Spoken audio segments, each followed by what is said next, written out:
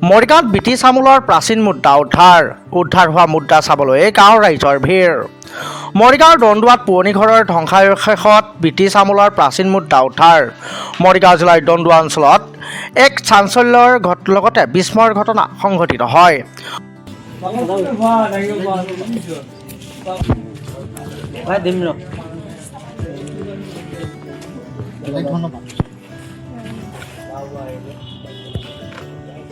অঞ্চলটোৰ এটা পৰিয়ালৰ পুৰণি ঘৰৰ ধ্বংসাৱশেষ চাফ চিকুণ কৰি থকাৰ সময়তে উদ্ধাৰ হয় ব্ৰিটিছ শাসনকালৰ কেইবাটাও মূল্যৱান প্ৰাচীন মুদ্ৰা আৰু ঐতিহাসিক সামগ্ৰী।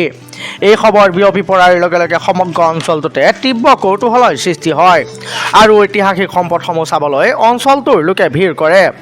প্ৰাপ্ত তথ্য অনুসৰি দণ্ডুৱা নিবাসী প্ৰয়াত মাধৰাম ডেকাৰ পুৰণি ঘৰটো ভঙাৰ কাম চলি থকাৰ সময়তে এটা বহু বছৰ পুৰণি লুৰ চন্দুক উদ্ধাৰ হয়।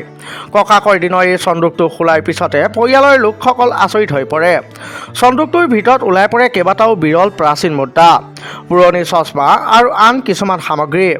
উল্লেখনীয় যে চন্দুকটোত KC trunk and bucket factory fancy বজাৰ গুৱাহাটী বুলি লিখা এখন পিতলৰ ফলক লগোৱা আছিল, যিয়ে সেই সময়ৰ গুৱাহাটীৰ বাণিজ্যিক সংযোগৰ কথা স্পষ্ট কৰে। উদ্ধাৰ হোৱা মুদ্ৰাসমূহৰ ভিতৰত আটাইতকৈ উল্লেখযোগ্য সম্পদটো হৈছে 1862 চনৰ মহাৰাণী ভিক্টৰিয়াৰ শাসনকালৰ মুদ্ৰা। ইয়াৰ উপৰিও 1918 চনৰ ব্ৰিটিছ ইণ্ডিয়াৰ ৰূপৰ 1 ৰূপী মুদ্ৰা, ৰজা জৰ্জ পঞ্চমৰ শাসনকালৰ কেইবাটাও মুদ্ৰা উদ্ধাৰ হয়। প্ৰয়াত মাধৰাম ডেকাৰ নাতিয়ে সংবাদ মাধ্যমৰ আগত জনোৱা মতে তেওঁৰ ককাক সেই সময়ৰ এজন অতি প্ৰতিষ্ঠিত ব্যৱসায়ী আছিল। তেওঁ মূলতঃ পিতলৰ থালি আৰু কাঁহ পিতলৰ বৃহৎ ব্যৱসায়ী আছিল। আজি ঘৰৰ চাফ চিকুণ কৰি থকাৰ সময়তে এই ঐতিহাসিক সম্পদখিনি হঠাৎ পোহৰলৈ আহে। পৰিয়ালৰ লোকে জনোৱা মতে তেওঁলোকে লগে লগে গাঁওবুঢ়া আৰু স্থানীয় ৰাইজক খবৰ দিয়ে আৰু সকলোৰে উপস্থিতিত এইসমূহ ৰাজহুৱা কৰে। বৰ্তমান মাধৰাম ডেকাৰ বাসগৃহত এই প্ৰাচীন সম্পদসমূহ চাবলৈ উৎসৱ ৰাইজৰ হেতাও পৰা লাগিছে।